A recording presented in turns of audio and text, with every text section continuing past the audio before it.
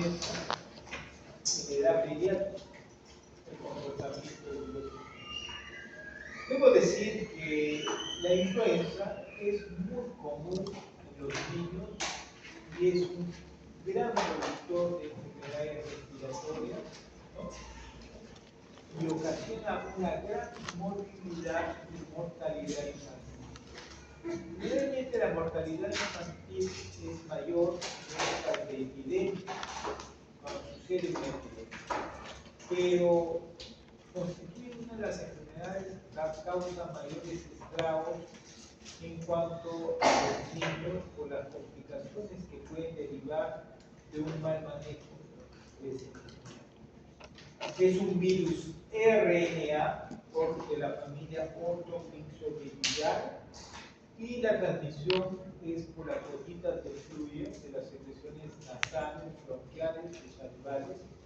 También puede transmitirse por la sangre o por fomites que reposan, ¿no?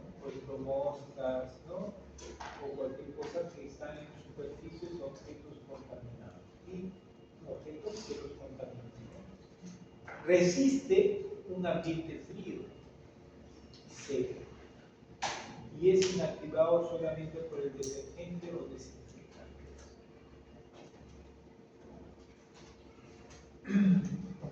Lo más importante que siempre ha llamado la atención en la evolución mundial y en la historia de esta enfermedad es que produce lo que se denominan pandemias. Así como hemos tenido una pandemia del COVID, también tenemos cada cierto tiempo unas pandemias por virus de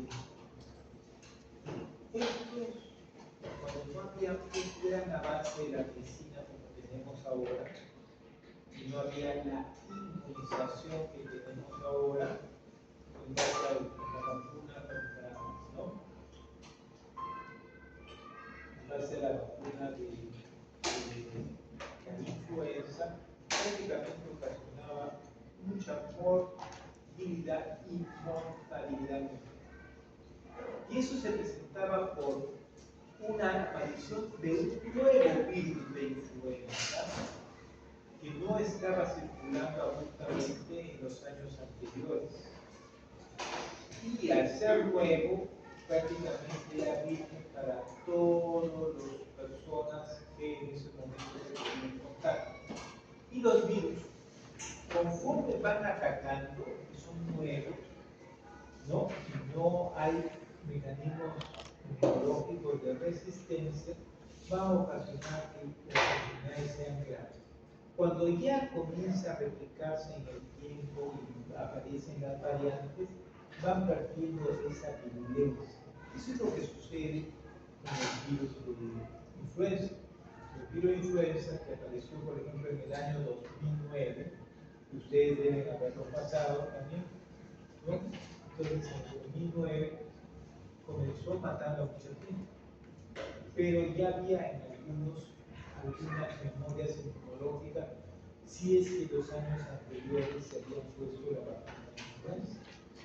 Entonces, algunos fueron más leves que otros, pero los primeros que tuvieron, que se pusieron en contacto, incluso residentes de medicina que atendieron en México a muchos pacientes que venían con influenza, ¿no?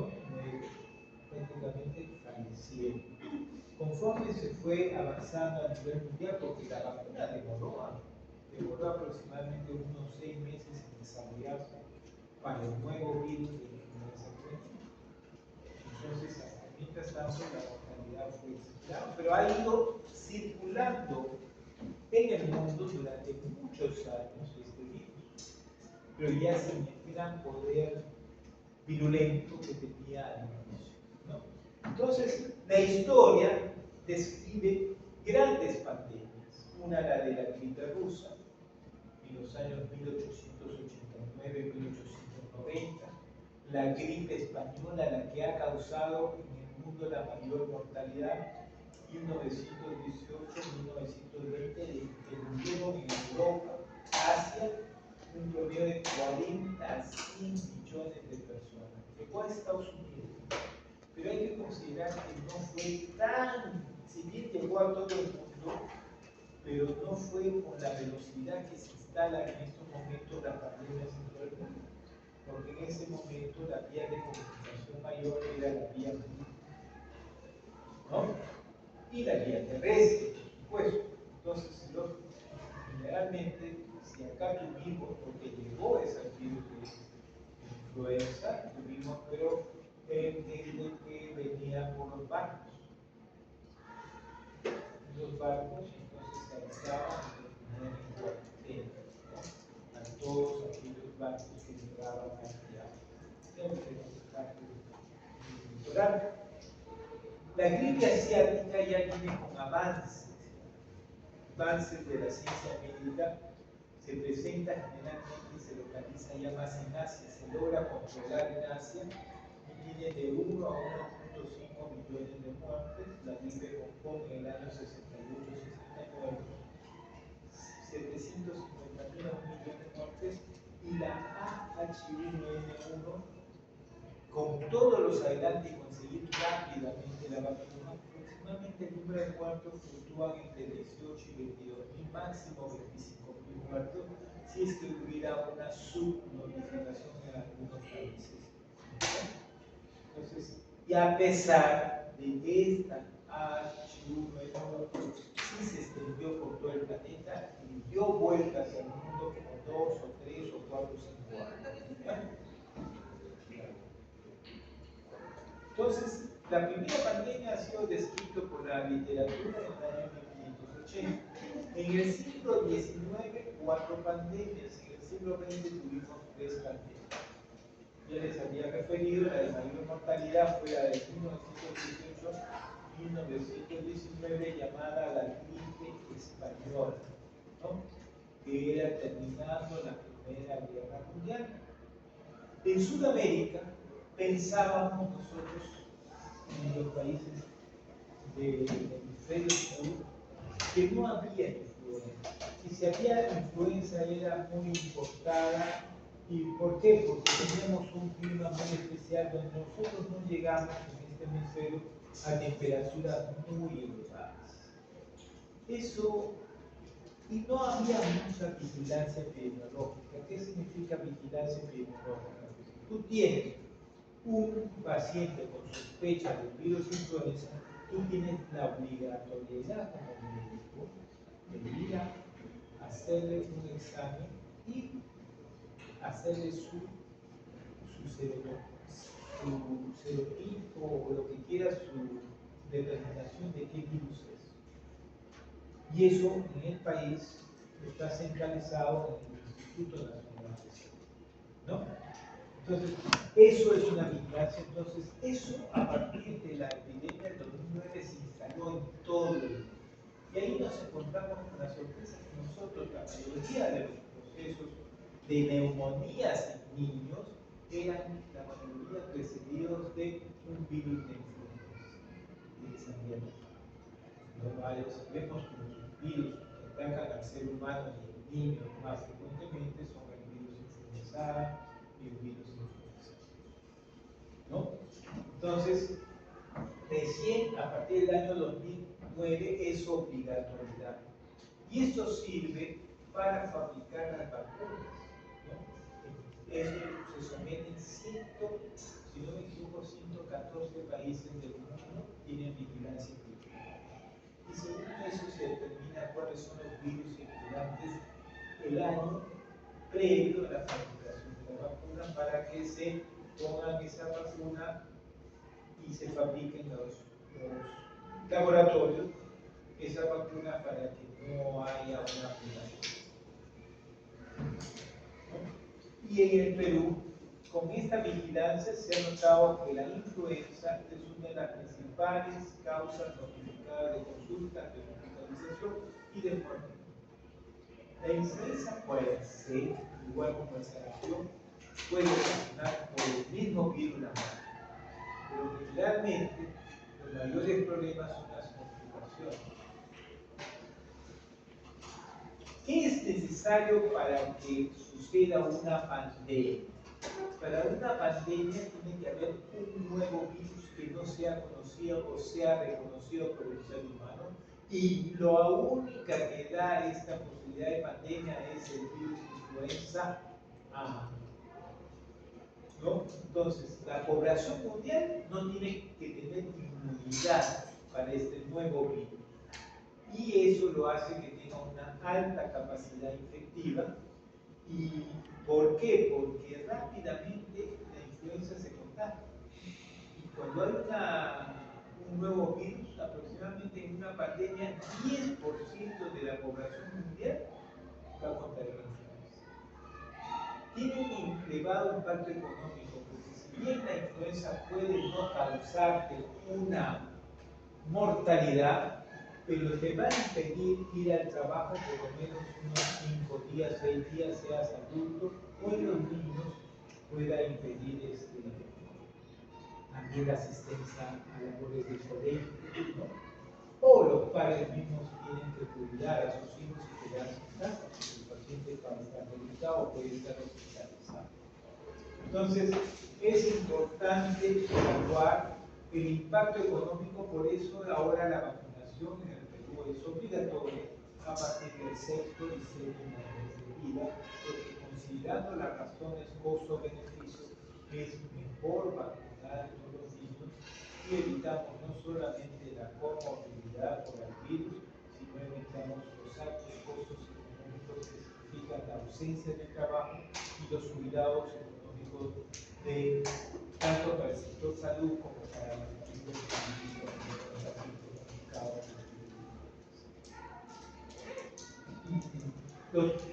son 4 serotipos, el A, el B y el C. El A es el más agresivo, hay no solamente en seres humanos, sino también lo tienen en aves y cerdos.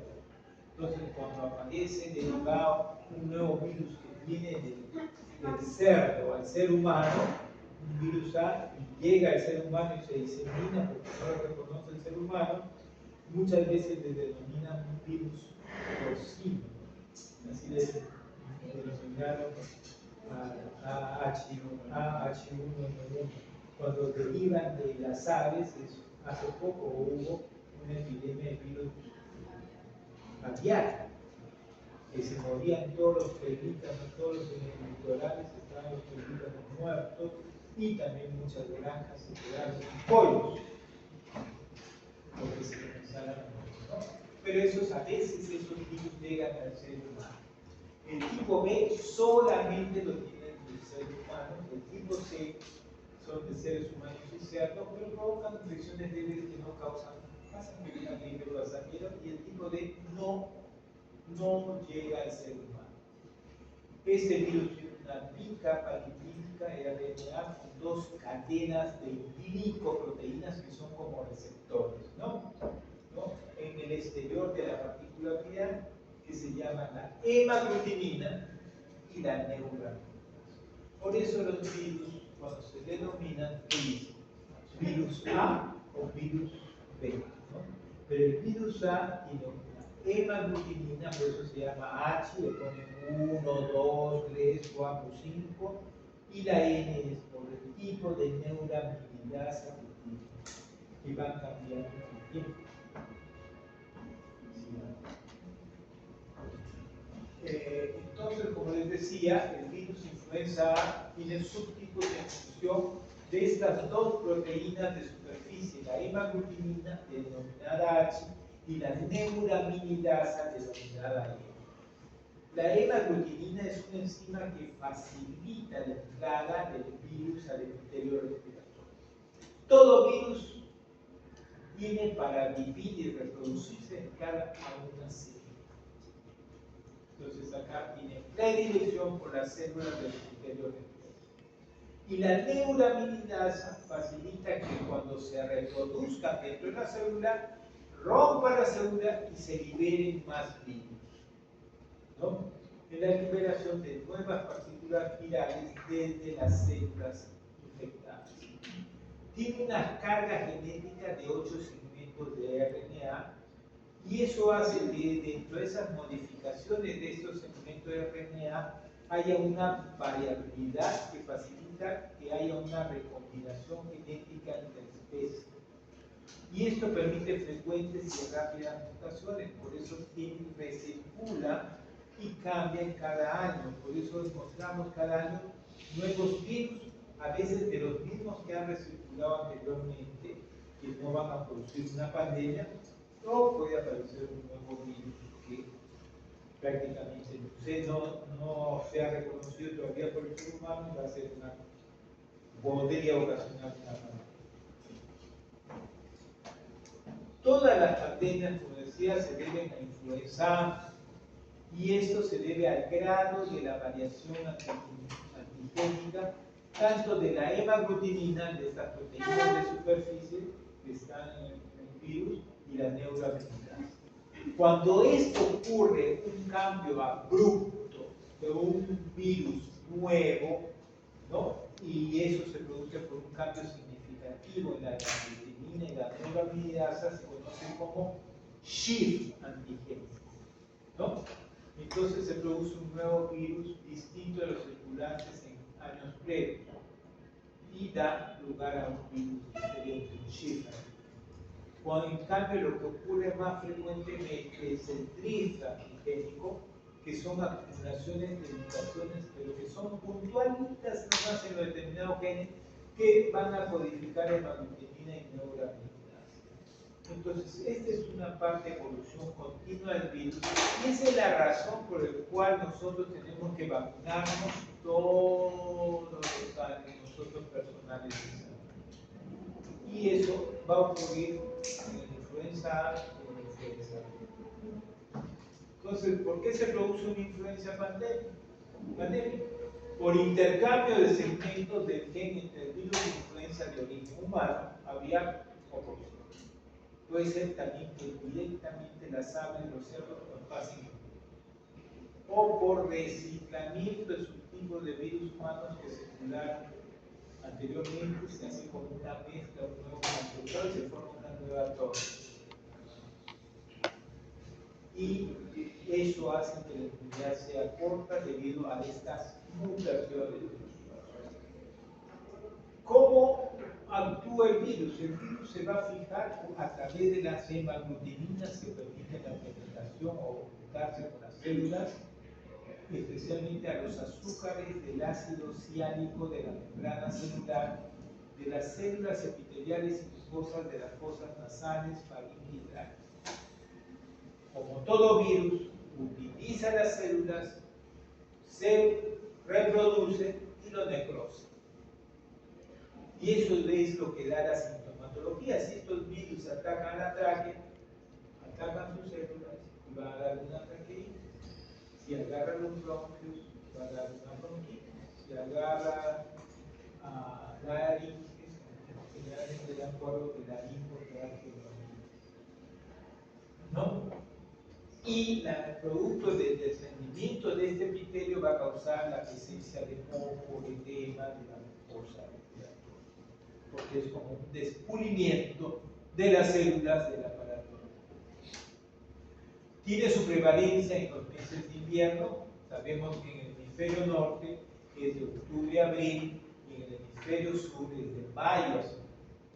Entonces, la OMS recomienda dos tipos de vacunas, dos formulaciones vacunales cada año para las diferentes épocas que ocurre el invierno, tanto en el hemisferio norte como en el hemisferio sur. Saben que en el hemisferio norte las temperaturas son más extremas, ¿no? Tanto para el calor como para el frío, mientras en el hemisferio sur las temperaturas son menos variables, ¿no?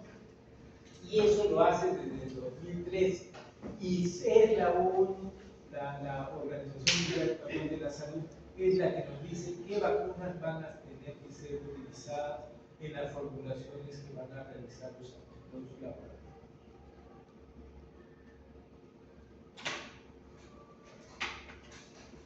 Entonces, la vigilancia epidemiológica, como les había referido, se realiza en 114 países y esto va a determinar cuáles son los virus que causan la enfermedad cada año.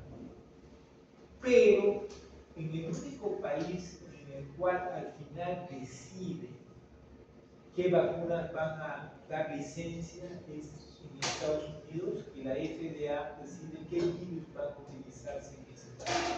Por lo tanto, algunas veces pueden diferir de los recomendados de la OMS, pero generalmente casi son los mismos. Entonces, este es, por ejemplo, la vacuna antigripal, ¿no? Tetravalente, que va a ser usada en la temporada 2024, que la estamos usando acá. Este año, por primera vez, el Ministerio ha traído la tetravalente. Antes usaban trivalentes, que eran con dos virus A y un virus B. Ahora se usa, a pesar de que años, ya como unos 5 años, más o menos los laboratorios privados traían la vacuna tetravalente, que incluía dos virus A y dos virus B. Ahorita tenemos a Victoria, ¿no? El de Tailandia, que son H1N1 en Victoria y el H3N2 el de Tailandia, y los B son el Austria y el Futuro. Las dosis en el adulto es 0,5 mililitros, las que tienen uso en forma privada son 0,5. Pero en el que ha venido para el ministerio hay dosis pediátrica y hay dosis de adulto. Dosis pediátrica de 0,25. La primera vez que se va a poner una vacuna en el primer año de vida tiene que ser 2 dosis. Después, el segundo año ya va a ser una sola dosis. Pero si en el primer año no se ha puesto, porque puede ser que nazca un bebé, por ejemplo, en octubre, ¿no?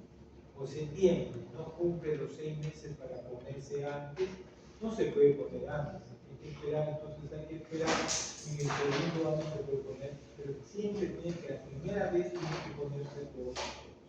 Salvo que ya sea una persona adulta, un niño mayor de 9 años, en el cual solo necesita una sola dosis, ¿no? Entonces, las dosis para adultos, de acuerdo al ministerio, es 0,5 y 0,25 para dosis para adultos. En el hemisferio norte ya se aprobó la vacuna que va a ser para la temporada 24-25, o sea, para fin de año, donde ocurre su invierno, junto con enero y febrero, ¿no? Victoria, Tailandia, Austria, y en esta época lo que han considerado es que solo se use la trivalente en Estados Unidos. Antes ellos usaban el tetravalente, ahora este año que viene van a usar la trivalente porque la FDA ha considerado que el virus Fuquet de linaje Yamagata desde marzo del 2020 no se ha detectado este virus, entonces no es necesario. Entonces les ha dicho a los norteamericanos, no me hagan más que, pero si tienen en otros países del mundo, como Europa, van a usar la tetravalente, ¿no? En Estados Unidos también. El esquema de vacunación, 2 dosis, ¿no? En forma privada tenemos la tetravalente que se usa de 0,5 tanto para niños como para adultos. No hay diferencia. 2 dosis de cada 4 semanas la primera vez que se usa, ¿no? De 36 meses a, o sea, 3 años a 8 años, también se usa lo mismo, ¿no? 2 dosis. Si se va a usar por primera vez, un intervalo de 4 semanas, pero de 0,50 como dosis de adulto. ¿Ya? En estas vacunas del ministerio saben que es 0,25 en menores de 3 años. Y de los 9 años en adelante solo se usa una sola dosis, tanto para adultos. Ustedes, si para por primera vez se van a poner vacuna de influenza, o aquellas personas que son adultos, solo van a recomendar una sola dosis. La protección se logra, esos tienen que hacer una recomendación especial, porque ha sucedido, la vacuna de influenza no sirve para nada. ¿Por qué? Porque me he puesto la vacuna y a la semana he estado con una gripe de los mil demonios que me ha tumbado a la cama y eso probablemente sea por la vacuna de influenza. La vacuna de influenza, para hacer efecto después de puesta, tiene que cuidarte 21 días. Y cuando se pone por primera vez después de la segunda dosis, está protegido. Entonces no es inmediata la protección. Y eso tiene que hacer entender a los padres de familia que en su ignorancia pueden mantener estos conceptos, ¿no?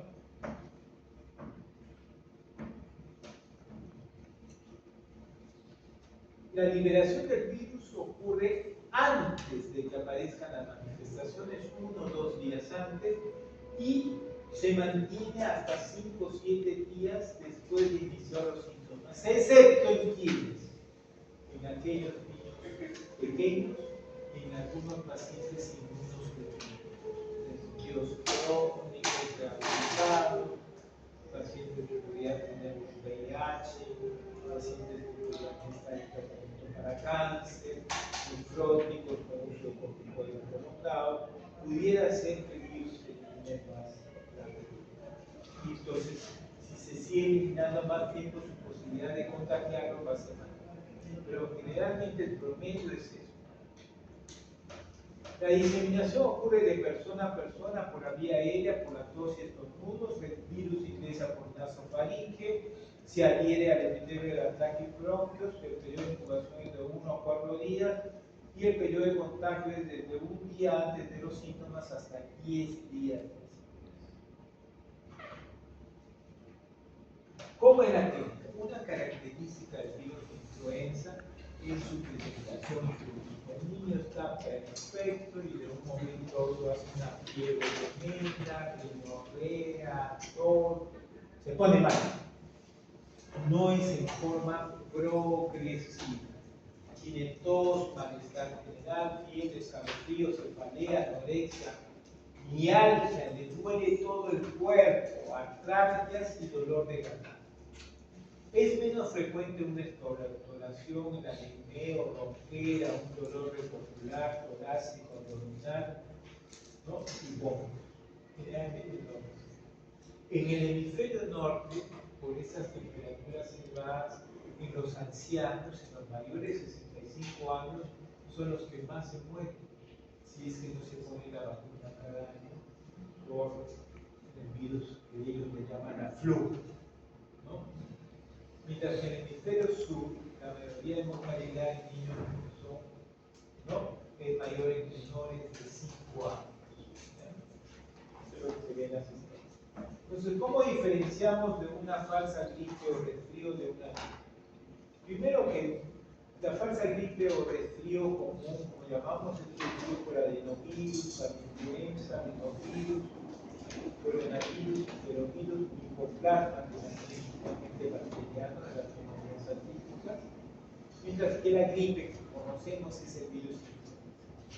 El inicio ya les digo que es brusco, con una temperatura muy elevada que dura por 3 a 4 días, que es raro en los resfriados comunes, generalmente es mosquito, tos, y después de 3 días, cuando ya se complica, probablemente con una infección bacteriana, ya se fiebre. La cefalea más frecuente, la gripe, el dolor corporal, la fatiga. El paciente no le da ganas de ir al trabajo, no le da ganas de ir al trabajo, se siente agotado.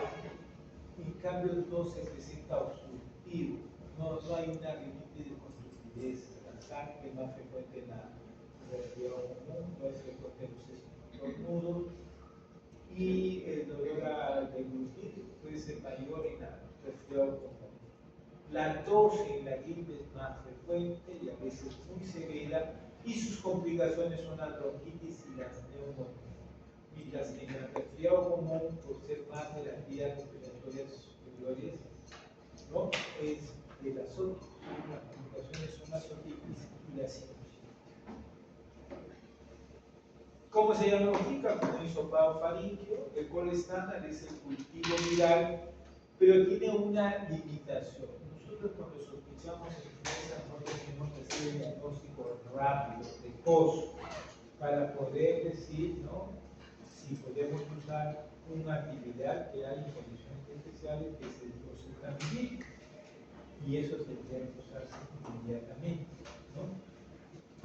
Pero para que tenga efecto, porque eso impide la replicación del virus, entonces no va a ser tan agresivo el virus, ¿no? Entonces, pero eso demora pues, el cultivo se hace para vigilancia médica.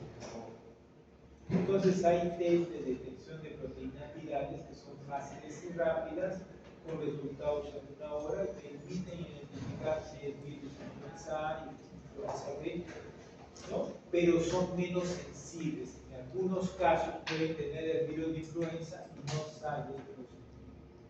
Hay que ser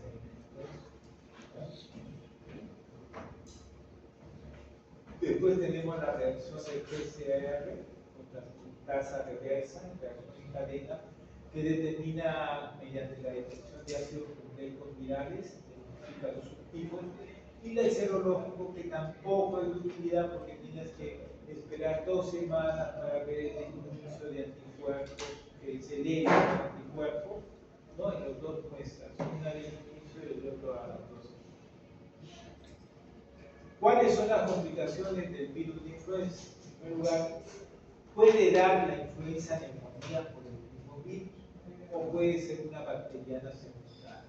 Y generalmente puede agarrar más estafilococo. En esos casos, estafilococcus es muy agresiva. Es rara a propósito de la neumonía adquirida en la comunidad. Puede dar convulsiones, mielitis transversa, meningitis bacteriana, encefalitis, miositis, miocarditis, pericarditis, sepsis bacteriana y síndrome de la reina.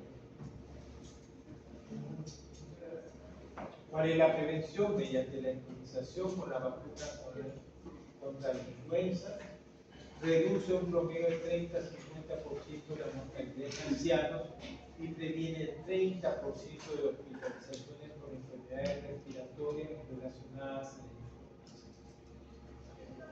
La vacunación es recomendada en quiénes?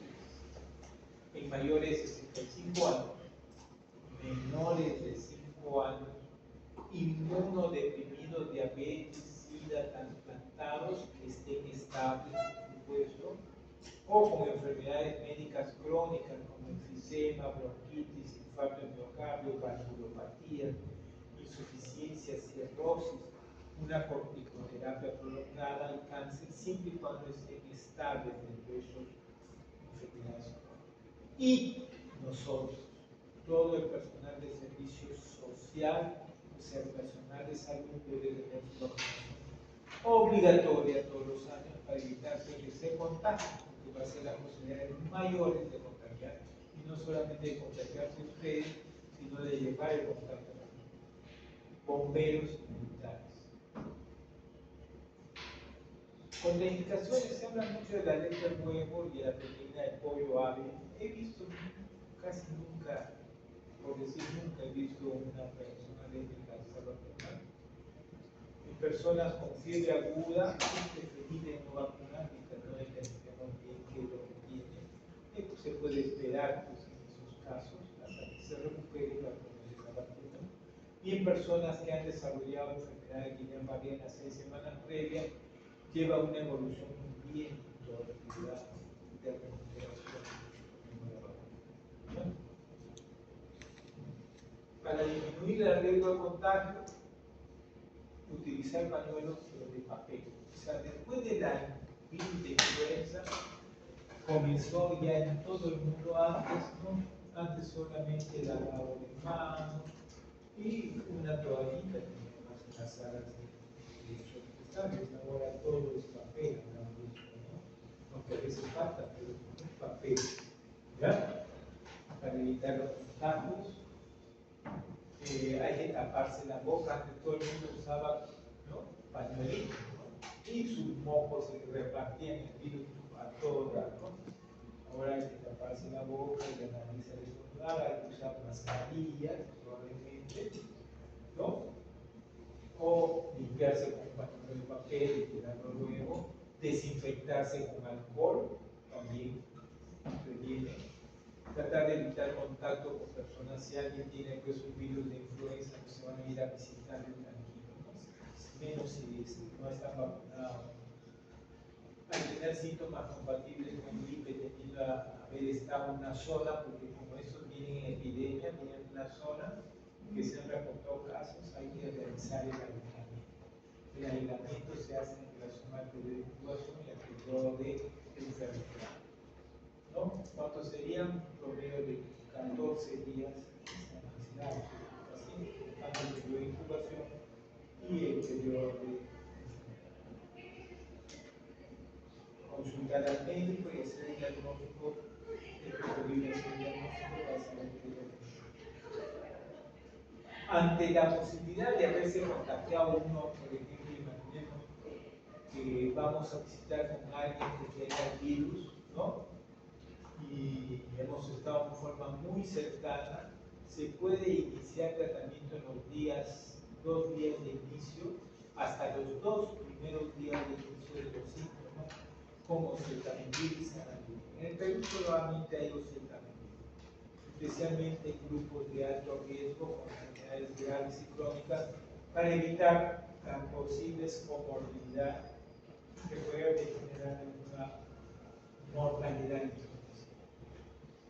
Los celtamivir es una actividad, es un inhibidor de la neuraminidasa, se administra por vía oral, no es endovenosa, tiene actividad tanto para influenza A y B, es usado en el tratamiento y prevención de las infecciones por virus de influenza A o B a partir de niños mayores de una edad.